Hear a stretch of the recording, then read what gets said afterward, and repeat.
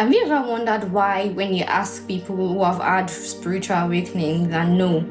I don't mean the people who had intellectual awakenings from binge watching TikTok conspiracy theories or surface level content and then claiming they've awakened.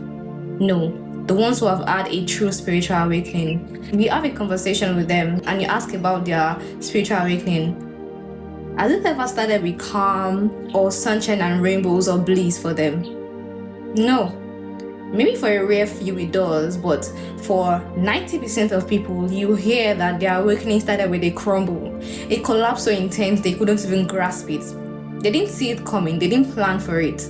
It stripped them to their core being. It felt like an implosion. Why does that happen? Well, because true awakening comes with an ego death. For most, it is when they realize their family is karmic, abusive, or the very thing keeping them stuck. For some, it is betrayal from friends. For many, it is betrayal from love. And for some others, it is everything they worked for suddenly being taken away from them. Why? See, because when your soul can no longer be suppressed, when it can no longer be imprisoned, it has to do something drastic. See, awakening feels like an earth shake. It shakes you. It cracks the ice your soul has been frozen in. See, true awakening shatters you. It breaks you. Everything built on the false self, the programmed self, must collapse so the real self can awaken. It is like someone awaking from a coma. They don't open their eyes in calm. They wake in chaos. Their vitals spike. Their body trashes. This doesn't apply to everybody, but you get the whole point. So if your world hasn't collapsed, if you haven't had that shaking that makes you question everything, and not intellectually, but in your heart, in your soul breaking open, then maybe you haven't truly awakened. See, awakening feels like grieving.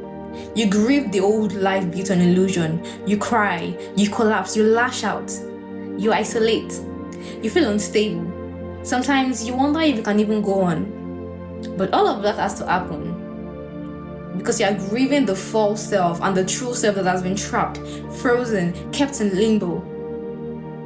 You think back to childhood, to all the times you wanted love but got chaos, to the times you settled for less just to feel belonging, to every illusion you accepted that distanced you from your true frequency. But if you can sit in that rubble without running away, the debris, which is the illusion and programming, begins to clear. That is why I always say that healing is not the purpose, it is the path. Healing is the doorway to your true frequency. And if you are here from the times I used to post healing content or wound naming content, that was no random. That was clearing.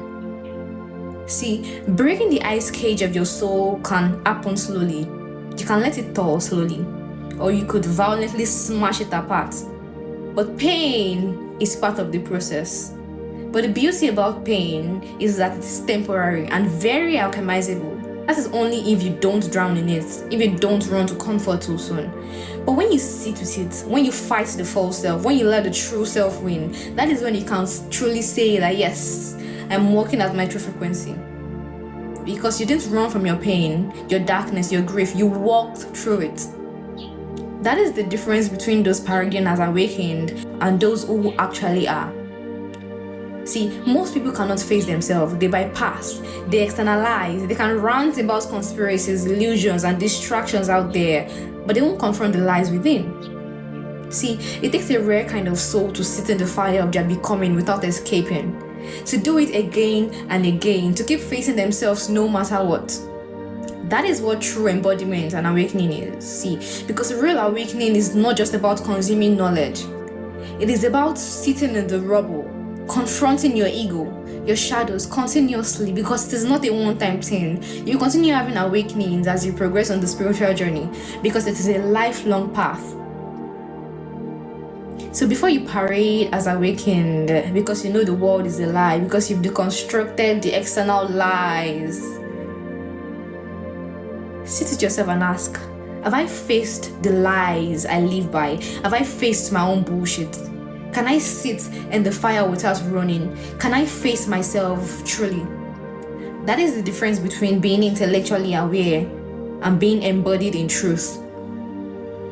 When you're embodied in truth, you don't externalize. You understand that there are systems or lies, illusions that you need to confront out there, but you know that the most major and the most important and the most significant work is the work you do internally.